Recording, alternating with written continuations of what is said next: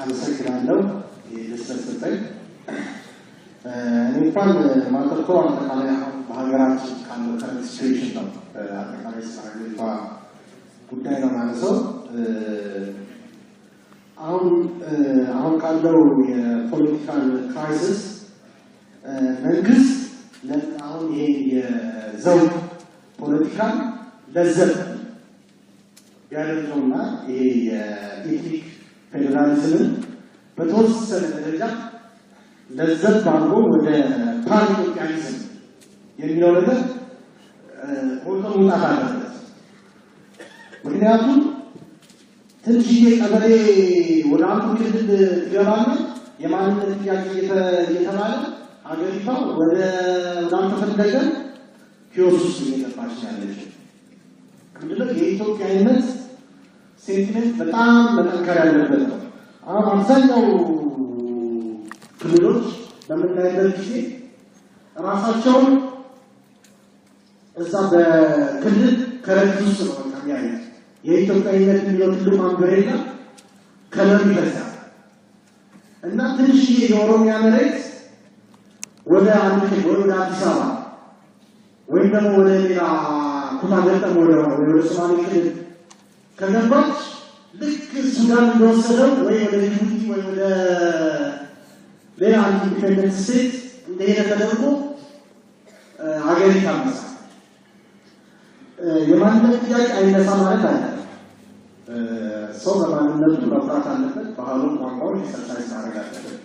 ግን መሬት አንቀጥቅጥ የሆነ አመፅ ማንሳቱ ተገቢ አይደለም።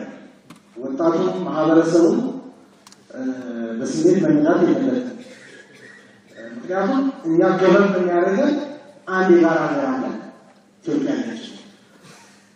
ከዚህ ክልል ወደዛ ክልል ሄድ ትክክለኛ አዘራይ ፕሌስ ያቺ ቀበሌ ወይ ያቺ ወረዳ ወደዛ ክልል ብትካለል ጦር ነው።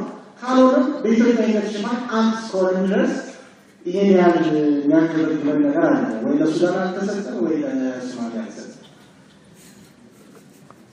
ሌላ ደግሞ አሁን ይሄንን አመት መፈተሽ አለበት። ምን እውነት የሰው ጥያቄ ነው ወይ? አሁን የማንነት ጥያቄ በተለያዩ ቦታ ሊነሳ ይችላል። በአማራ ክልል በሌላ ክልል ይችላል። ለምሳሌ ኮንፍራንስ ያው የወልቃይት ጉዳይ አሁን ሰሞኑን ሚዲያው ሁሉ ያዘው እሱ ነው እና አሁን የወልቃይት ጉዳይ አሁን ክልሎች ያው መንግስት የኢህአዴግ መንግስት ክልሎች በሚያዋቅርበት ጊዜ በቋንቋ ላይ ያለው በፊት ወልቃይት በጎንደር ልትወጣ ብዙም ነገር የለም ግን በቋንቋ ነው ሲካለል የነበረው። በቋንቋ በሚካለልበት ጊዜ ወለድ አሁን ክሌም ያደረጉት አሁን ጎንደር ወልቃይት ለምሳሌ በአማራ ክልል ነው መካለል ብለው ከጠየቀ ያንን መፈተሽ አይ በቋንቋ ማጆሪቲው ትግርኛ ነው የሚናገረው ከተባለ በትግራይ ክልል እውነተኛው ጥያቄ አድረስ ማለት ግን ይሄ ጥያቄ ደግሞ ሃይጃክ ማለት ከምን ኃይሎች አሉ የዚህ ጥያቄ ትክክል ነው ማለት ጥያቄ ነው ሳይጋነን የዘር ጥላቻ ሳይካከልበት ዲሞክራሲያዊ በሆነ መንገድ ጥያቄው ክሌም ማድረግ ያስፈልጋል። ግን ያን ዲሞክራሲያዊ በሆነ መንገድ ጥሩ መብታት ግን ለዚህ ጥያቄዎች ግን ማንም ያባብሱ በስተጀርባ በኩል ብሎ የሚለውን ደግሞ መፈተሻለ ይህንን ሃይጃክ የዚህ ጥያቄ ሃይጃክ በማለት ሀገሪቷን ወደ ማተራመስ ሀገሪቷን ወደ ማን አቅጣጫ የሚገፉ ኃይሎች ታወቃል። በሀገር ውስጥ ያሉ አክራሪ ፖለቲካ ተቋሚ ፖለቲካ ኃይሎችም አሉ፣ የውጭ ኃይሎችም አሉ። እነ ግብፅ አሉ። ይሄ የፈረደበት አባይ እንዳለ ሚድልስት ያሉ ለእኛ አይደል ይችን ሀገር እንደ ሶሪያ ለሊቢያ ለማፍረስ ትናንሽ ስቴቶችን ማድረግ ይፈልጋል ይታወቃል። አገራችን ካለችበት ጂኦፖለቲክስ አቀማመጥ አንፃር ይችን ሀገር ለማተራመስ የማይተኙ ኃይሎች አሉ ከውስጥም ከውጭ። የውስጥ ኃይሎች በዲሞክራሲያዊ መንገድ ስልጣንን አጣንም ሊሆን ይችላሉ። ትክክለኛ የፖለቲካ ውድድር የስልጣን ውድድር ማድረግ አልቻለም። ተገፍተናል የሚያኮርፉ ኃይሎች ሊኖሩ ይችላሉ። ግን እነዚህ ኃይሎች ግን ምንድነው የሀገሪቷን ጂኦፓራይዝ ያደረጉ መሆን የለበትም። አሁን የተቃዋሚ ኃይሎች አሁን በተለይ በአውሮፓ በአሜሪካ ያሉት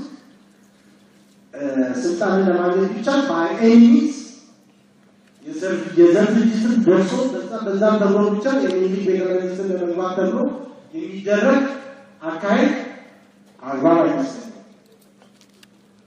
ምክንያቱም ህዝቡ ኃይል ሊያቸው ይገባል። ምክንያቱም ብቻ ሀገር ስለሆነ በሰላም የምንኖረው ኢህአዴግ መጣ ሌላም ፓርቲ መጣ ብቻ ህዝብና ሀገር ዘላቂ ነው። ፖለቲካ ፓርቲዎች ይቀያየራሉ። ግን አሁን ያለው አይዲዮሎጂ በጣም ያስፈራ ነው። ፍጹም የአንድነት ኃይሎች አሉ። ጭራሽ ደግሞ ኢትዮጵያዊነት ሴንቲመንት የሌላቸው የጥበት ኃይሎች ደግሞ እንደዚህ ለማሳረቃ